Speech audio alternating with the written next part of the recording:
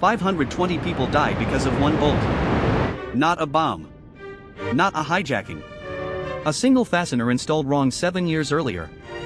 August 12, 1985. Japan Airlines Flight 123 climbed through 24,000 feet over Sagami Bay. Then the entire rear pressure bulkhead exploded. The blast ripped off the vertical stabilizer.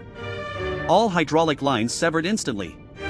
For experienced pilots now controlled a 747 with no rudder, no elevators, barely any steering. Just throttles and prayer.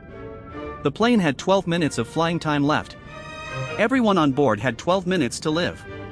But here's what nobody realized in that moment. This wasn't some freak accident. This was a murder weapon built 7 years ago by Boeing mechanics in a hangar in Osaka. They had one job: replace a damaged bulkhead section after a tail strike landing in 1978. They failed. They installed a repair splice with one row of rivets instead of two. They created a crack that grew with every single pressurization cycle.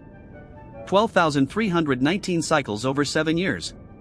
The bulkhead was a ticking time bomb, and every takeoff wound the clock. What happened next would become the worst single aircraft disaster in history. June 2, 1978. Flight 115 landed hard at Osaka International Airport. The tail struck the runway. Standard procedure: inspect and repair the rear pressure bulkhead. Boeing sent the repair manual. Page 57, Section 3, bulkhead splice repairs require 2 rows of rivets joining 3 sections of metal. Critical load-bearing joint. No exceptions. But Boeing mechanics in Osaka didn't follow the manual. They installed a single splice plate with 1 row of rivets where 2 were mandatory. The joint was now carrying double the design stress. Nobody caught it. Not the mechanics. Not the inspectors. Not Japan Airlines Quality Control. The aircraft returned to service. Registration: JA8119. Over the next 7 years, the 747 flew 18,835 hours.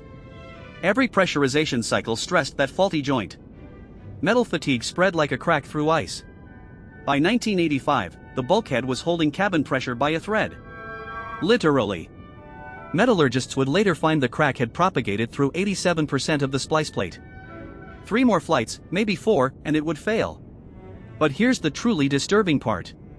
Boeing knew about tail strike repairs being the highest risk maintenance operation.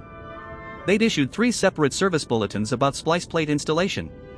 Japan Airlines had received every single one. The manual was clear. The warnings were explicit. Someone just didn't read them. Or didn't care. Flight 123 was scheduled for a routine domestic hop. Tokyo Haneda to Osaka Itami. 509 passengers. 15 crew. Flight time, 54 minutes. Captain Masami Takahama had 12,423 hours of flight experience. First Officer Yutaka Sasaki had 3,963 hours. Flight Engineer Hiroshi Fukuda had 9,831 hours. 3 of the most experienced pilots in Japan Airlines fleet. They were about to face a scenario that no amount of training could prepare them for. The aircraft pushed back from Gate 18 at 6:04 p.m. Perfectly on time.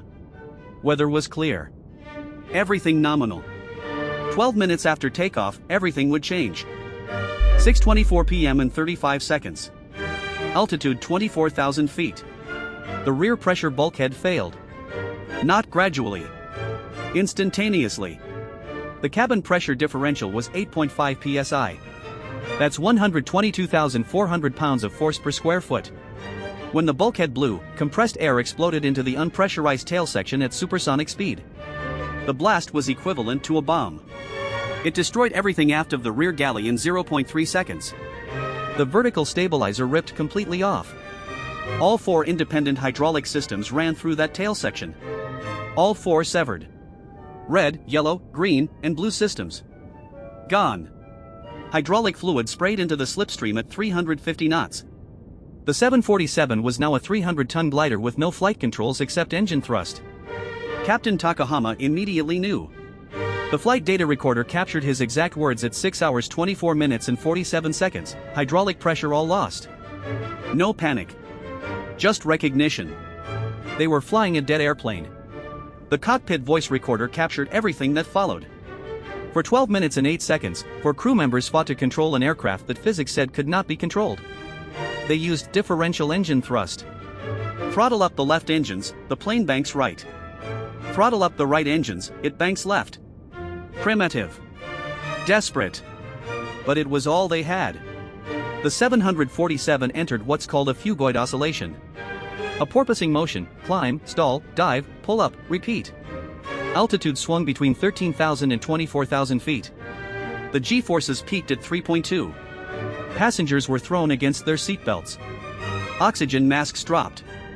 People knew they were going to die. But here's what nobody expected. The crew kept fighting. For 12 full minutes. Most pilots would have given up.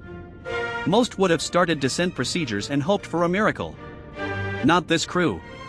Flight engineer Fukuda manually tried to pump hydraulic fluid. Impossible without pressure, but he tried. First Officer Sasaki calculated heading using only engine thrust. Captain Takahama flew smoother engine adjustments than any simulator could replicate. Tokyo Air Traffic Control offered emergency vectors to multiple airports. Yokota Air Base, a U.S. military field, was 7 minutes away. Perfectly positioned. Perfectly aligned. But the crew couldn't control heading precisely enough. They couldn't guarantee hitting the runway. Crashing into a populated area around Yokota would kill thousands more. They aimed for the mountains instead. Sparse population. Open terrain. Better chance. At 6:35 p.m., they were still trying. Then Mount OSUTAKA appeared ahead. 6:56 p.m. Flight 123 impacted Mount OSUTAKA at 346 knots. The 747 hit a ridge, disintegrated across 3 separate impact zones. 520 people died. But 4 survived. 4. Yumi Okiai, age 26, an off-duty Japan Airlines flight attendant. Keiko Kawakami, age 12. Hiroko Yashizaki, age 34. Mikiko Yashizaki, age 8. All seated in the rear section. The same section that separated on impact and tumbled down the mountain, decelerating slower than the main fuselage. They were found 16 hours later. And here's the part that still haunts investigators. More people survived the initial impact. The cockpit voice recorder captured voices for minutes after the crash. Survivors called out in the darkness. But the crash site was so remote, so inaccessible, that rescue teams didn't arrive until the next morning. Japanese self-defense forces didn't reach the site until 8:30 a.m. 14 hours after impact. Some survivors bled out waiting. Some died of shock. Some just froze in the August night. If rescue had come faster, the survivor count could have been dozens. But that's not the biggest revelation. 2 weeks later, investigators found the rear pressure bulkhead. Or what was left of it. Metallurgists at the Japan Aircraft Accident Investigation Commission examined every rivet hole, every stress fracture, every failure point. And they found the smoking gun. The 1978 splice repair.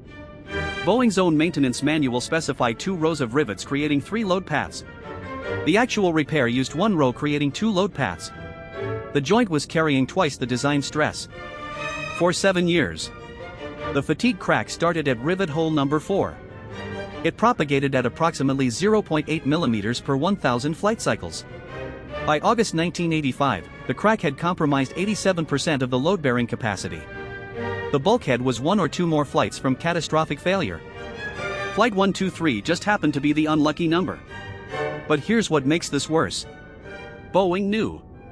In 1982, 3 years before the crash, Boeing issued Service Bulletin 747-53A2072. It specifically addressed tail strike repairs and improper splice plate installation. Japan Airlines received it. They were supposed to inspect JA8119. There's no record they ever did. The bolt that killed 520 people was documented in a service bulletin 3 years before it failed. Someone just didn't check. Or didn't think it was urgent. Or got distracted. 520 people paid for that distraction. The Japan Aircraft Accident Investigation Commission released their final report on June 19, 1987. 1,663 pages. The conclusion was unambiguous: the accident was caused by an improper repair conducted by Boeing in 1978. Boeing accepted responsibility. They paid undisclosed settlements to victims' families. Japan Airlines overhauled their entire maintenance program. But the real legacy is written in metal. Every 747 in the world was inspected for improper bulkhead repairs. 14 aircraft were found with similar faulty splice plates. 14 ticking time bombs. All grounded and repaired.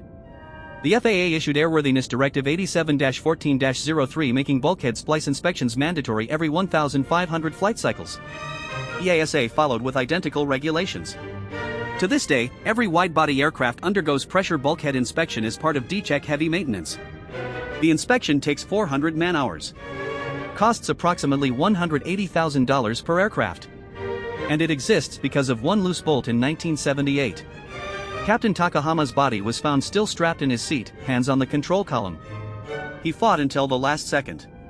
His final words on the cockpit voice recorder, at 6 hours 56 minutes and 26 seconds, for seconds before impact, "Pull up. Pull up." He never gave up. Neither did his crew. They died trying to save people they'd never met. If this investigation taught you that one overlooked mistake can kill hundreds, you understand why maintenance matters. But here's the question nobody asks: how many other faulty repairs are still flying right now? Subscribe, because the next story reveals the answer. And it's worse than you think. Send this to someone who needs to hear it. Then subscribe for a new dark truth every day.